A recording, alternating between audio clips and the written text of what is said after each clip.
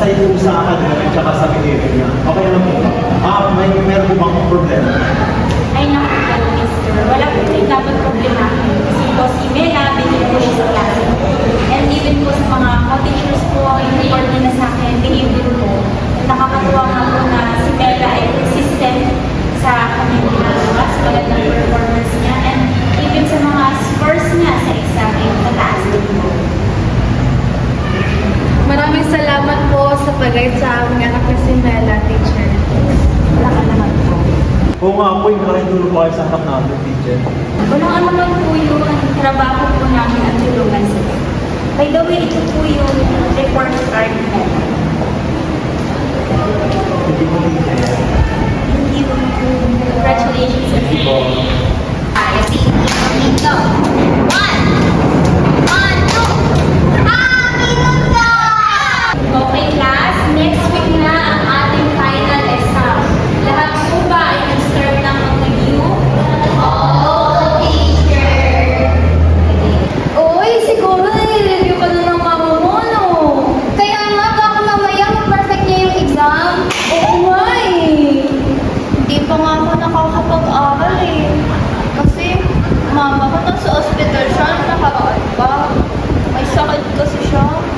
Ay, sana okay na mama mo.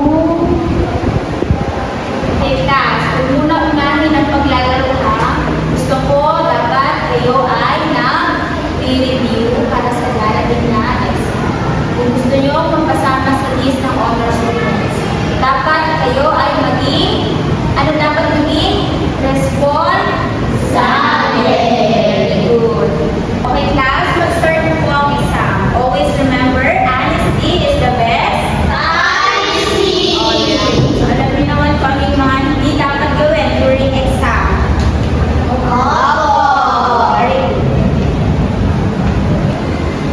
Take it one at a time. teacher.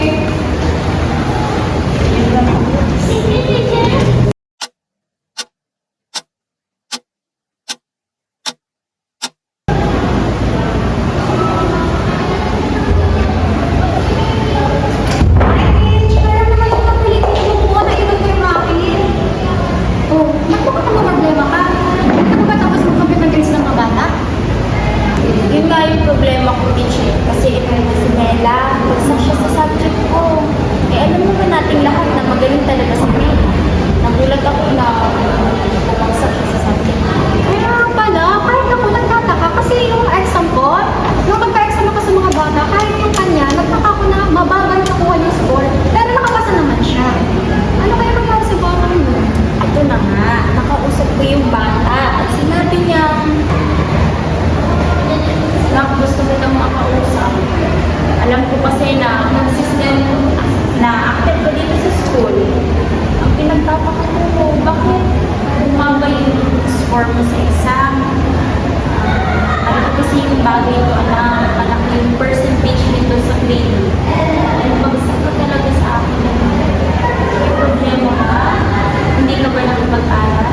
Sabihin mo sa akin. Kasi po, teacher, may tumanap po ang apat ng po. Nawala na po si mama. Patay na po siya, teacher. Kaya hindi ko na talaga ako makapag-aral pa. Ay, kaya naman pala, kawawa naman si Mela kung ganun. Kaya nga, teacher, yun nga yung iniisip ko kung ipag-delay ko ba siya ulit ng exam at ihabol ko na lang yung grade niya. Pero magiging unfair din naman yun sa iba, yung mga estudyante na mag-take ng isang beses lang.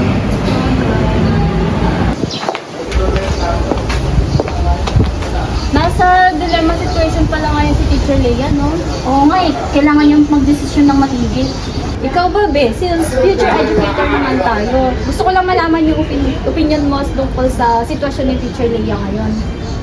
Sa totoo lang, ang komplikado ng sitwasyon kasi unfair sa ibang student na nag-take ng isang beses lang ng exam. What if mataas ang makuha ni Mela sa pag nag-retake siya ng exam, hindi magiging unfair yun sa iba. At saka, pinoproblema niya pa yun, pasahan na diba ng grade?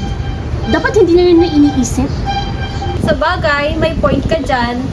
Kung ako ang tatanungin, mas gugustuhin kong bigyan ng second chance si Mela. Kasi, as a teacher, dapat i-consider natin yung personal problem ng ating estudyante katulad ni Mela. Kailangan mas mangibabaw yung understanding at empathy natin sa mga estudyante natin kasi kilala natin sila.